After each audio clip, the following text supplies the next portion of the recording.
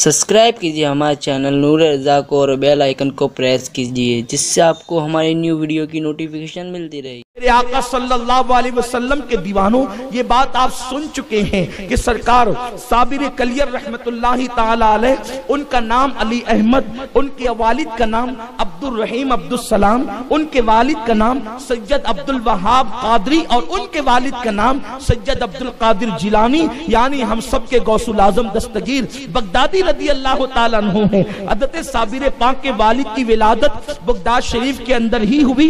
इससे पता चलता है कि ये सरकार गौसुल आजम रदी अल्लाह ताला अन्हु के हकीकी पोते थे। और बाज़ मौरखीन ने यह भी लिखा है कि हुजूर गौसुल आजम की ज़ाहिरी हयात में हुजूर साबिर पाक के वालिद की विलादत हुई। मेरे प्यारे आका सल्लल्लाहु अलैहि वसल्लम के प्यारे दीवानों, बहुत इख्तिलाफ है तारीख के अंदर। आप मसाले कुछ सालिकीन उठा कर देखें, खज़ीनतुल असफिया उठा करके देखें, इसी तरीके से अखबारुल अखयार उठा करके देखें, गुलजार साबरी उठा करके देखें। एक मौरनी के एक सीरत निगार दूसरी की रिवायत को कतन मोतबर नहीं मानता और इस तरीके से सदा इख्तिलाफ है। लेकिन उन इख्तिलाफ में ना मैं पढ़ना चाहता हूँ और ना आपको पढ़ने की इजाजत देता हूँ। हमें जो रिवायात पसंद आए, अगर उसमें बुजुर्गी और फजीलत है, हम उसको तस्लीम करते चले जाएं। तो बगदाद में आपकी विलादत हुई और आप जो है अपने वालिद की इजाजत से हरात की सरजमीन पर तशरीफ लाए और शेख जमालुद्दीन फारूकी रहमतुल्लाहि ताला अलैह, जो बाबा फरीदुद्दीन गंज शकर रहमतुल्लाहि ताला अलैह के वालिद थे, उनसे जब आंखें चार हुई तो आपने उनको देखकर फरमाया, ए शहजादे, क्या तू अब्दुल वहाब जिलानी का बेटा है?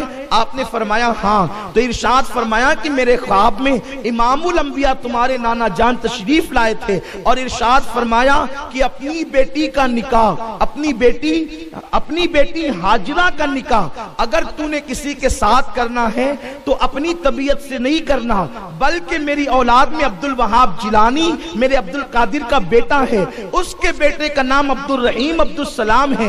अन करीब वो हरात में दाखिल होगा और उसी के साथ तूने अपनी बेटी का निकाह करना। तो हजरत शेख जमालुद्दीन फारूकी रहमतुल्लाहि ताला अलैह, जिनको उस दौर में शेखुल इस्लाम का खिताब उस जमाने के उलमा ने दिया था और आप बादशाह की तरफ से काज़ीउल क़ज़ात के मनसब पर फाइज थे, अल्लाहु अकबर, उन्होंने अपनी बेटी हाजिरा का निकाह, अल्लाहु अकबर, जनाबे साबिर पाक के वालिद के साथ किया। और उसके बाद जब आप का निकाह हुआ और आपके घर हज़रत साबिर पाक की विलादत हुई, तो चूंकि हरात की सरजमीन पर राफजियत का काफी दौरा था, मौलाए कायनात की मोहब्बतैन शेखैन को गालियां देने वाले लोग थे और शेख अब्दुल रहीम अब्दुल सलाम उनसे मुनाजरा करते क्योंकि बहुत बड़े आलिम थे। और आप जो है वो लोगों को बताते कि खुलफाए राशिदीन चारों हक हैं, किसी ने किसी का हक गसब नहीं किया, लेकिन इनसे दुश्मनी की वजह से अल्लाह अकबर लोग जो है खास तौर पर राफजी जनाब अब्दुल रहीम अब्दुल सलाम से इस बुनियाद पर बड़ा सख्त इख्तिलाफ रखते कि आप खुलफाए राशिदीन को अली की औलाद होने के बाद हक कैसे मानते हैं और आपके कत्ल के दर पे रहते, आपको तकलीफ पहुंचाने की कोशिश करते। लेकिन उस वक्त लोगों ने देखा कि जिस दिन हुजूर साबिर पाक की विलादत हुई, गैबी तलवार ने बहुत सारे गाली राफजियों की गर्दन को कत्ल कर दिया। लोगों को हैरत हुई कि आज हरात की सरजमीन पर गैबी तलवार जाहिर होती है और वो लोग जो लोग सहाबा पे तबर्रा करते थे, जो उनके मुक्तदा और मुज्तहिदीन हैं, उनकी गर्दन गैबी तलवार से कटती कैसे है? तो एक ऐलान किया गया कि शाह अब्दुल रहीम अब्दुल सलाम के घर एक ऐसा बेटा पैदा हुआ है कि जिसकी विलादत के बाद पूरे हरात में एक नूर फैल गया है। मेरे प्यारे आका सल्लल्लाहु अलैहि वसल्लम के प्यारे दीवानों, और उस बच्चे की विलादत के बाद उसकी सबसे पहली करामत लोगों ने यह देखा कि जैसे उस बच्चे को दाहिने हाथ लगाया तो उसके पूरे बदन में आग सी, जो गोया के अंगार सी फैलने लगी और वो जो है उसका पूरा बदन जो है एक बातनी आग से, जिसको जलन कहते हैं, उससे जो है उसको बेचैन करने लगा। तो साबिर पाक की वालिदा ने कहा, एक खातून, ऐसा लगता है कि तू बेवजू थी जो तूने मेरे बच्चे को हाथ लगाया। उसने तस्दीक की कि हाँ मैं बेवजू थी। सरकार साबिर पाक की अम्मी जान ने कहा, इसको बेवजू हाथ लगाने पर अंजाम ये होगा, तुझे पता है ये कोई मामूली बच्चा नहीं है, ये वो बच्चा है, इसकी आमद से पहले रसूलुल्लाह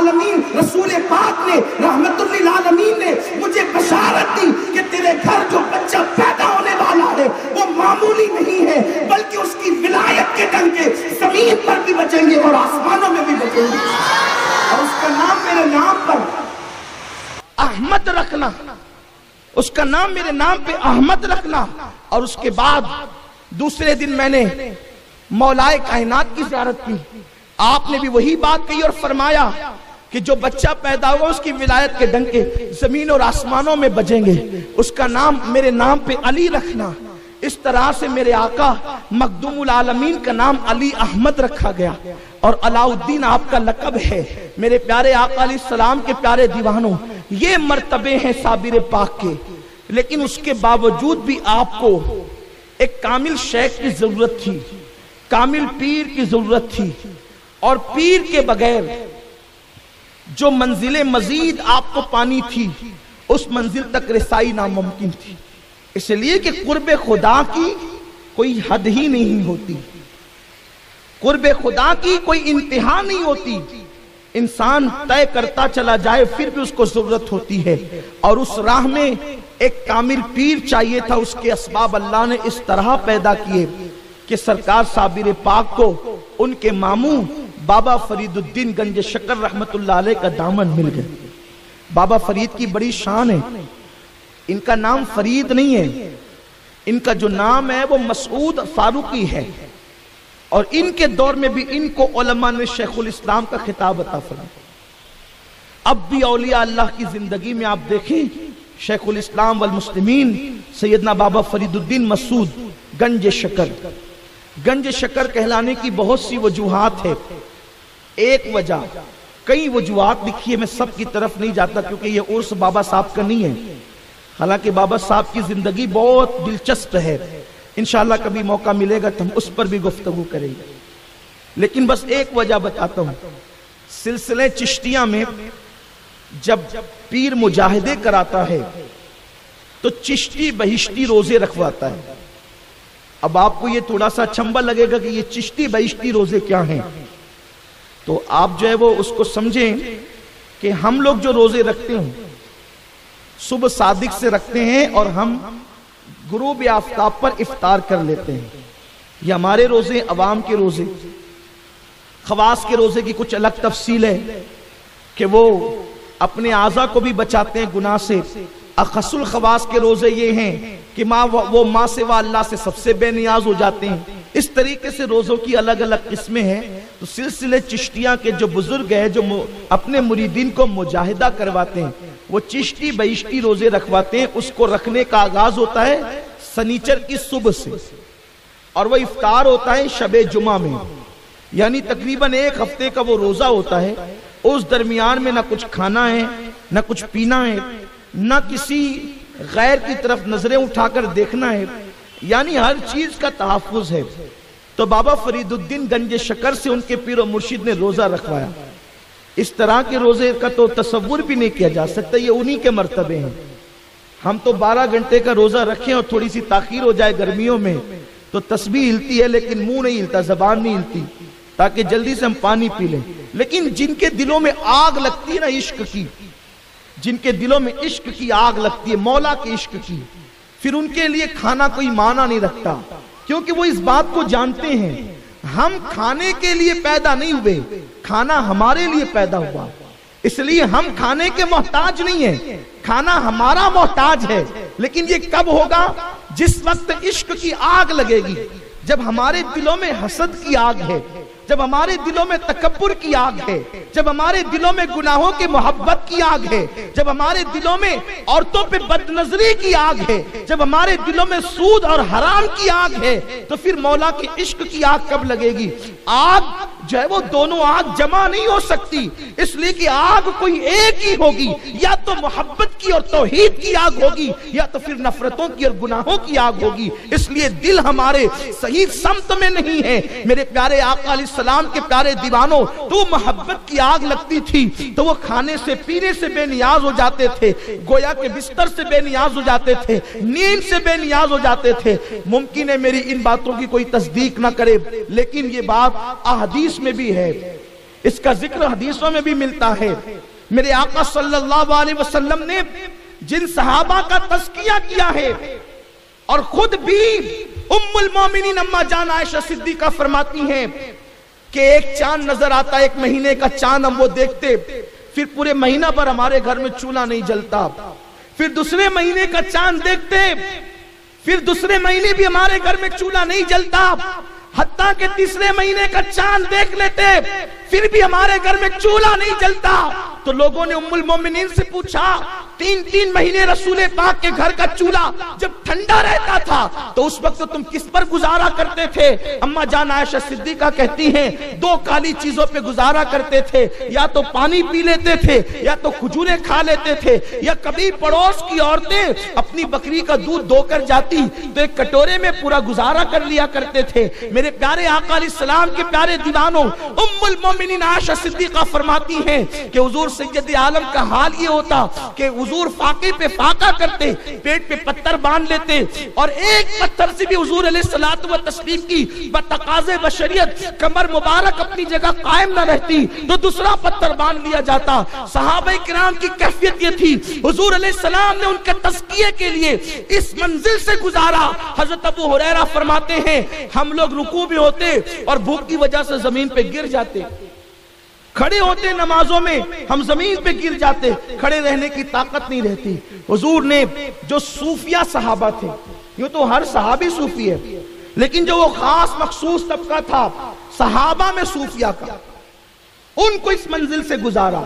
लोग उनको पागल समझते थे, उनके मुंह से झाग निकलती थी भूख की वजह से, इस अंदाज से वो अपनी जिंदगियों को गुजारते थे।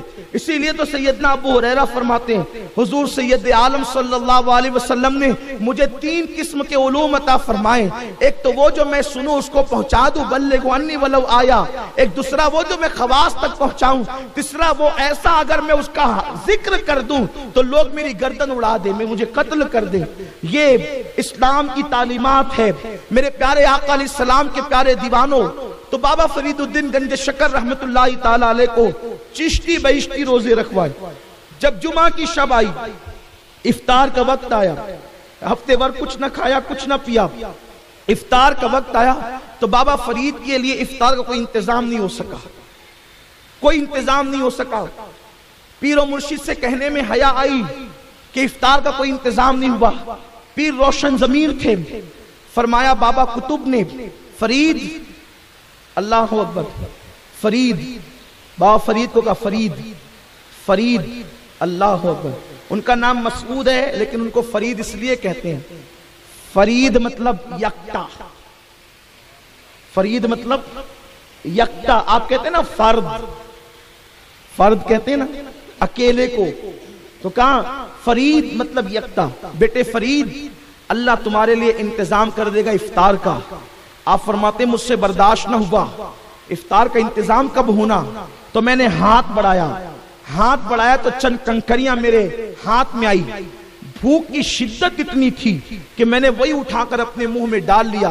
बाबा फरीद कहते हैं मुंह में डाला तो मेरे मुंह में शक्कर का मजा आने लगा और मुझे यूं लगा कि जैसे मैंने शक्कर की डलियां रख ली है। ये बारीक शक्कर होती है ना, इसको हम शक्कर कहते हैं, लेकिन वो जो जिसको हम खड़ी शक्कर कहते हैं ना, उसको भी शक्कर कहा जाता है, जिसको हम मिस्री कहते हैं। तो आमतौर पे इस शक्कर का उतनी रिवाज न था, वही शक्कर थी जिसको आजकल हम खड़ी शक्कर कहते हैं, मिस्री कहते हैं। तो कहा कि मैं समझा कि मेरे मुंह में मिठास हो रही, मैंने शक्कर की खड़े डाल लिए, लेकिन यकीन ना आया तो फिर निकाला तो वो कंकरियां थी।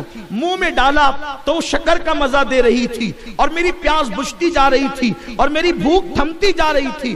फिर निकाला तो वो कंकरियां थी, फिर डाला तो वो शक्कर थी। और मुर्शिद ने कहा ओ तू परेशान क्यों होता है, ये अल्लाह ने इंतजाम किया है, इसलिए कि तू शक्कर का खजाना है। उसी दिन से दुनिया ने गंज शक्कर कहना शुरू किया। नारे तकबीर, मेरे प्यारे आका नारे रिसालत, प्यारे दीवान।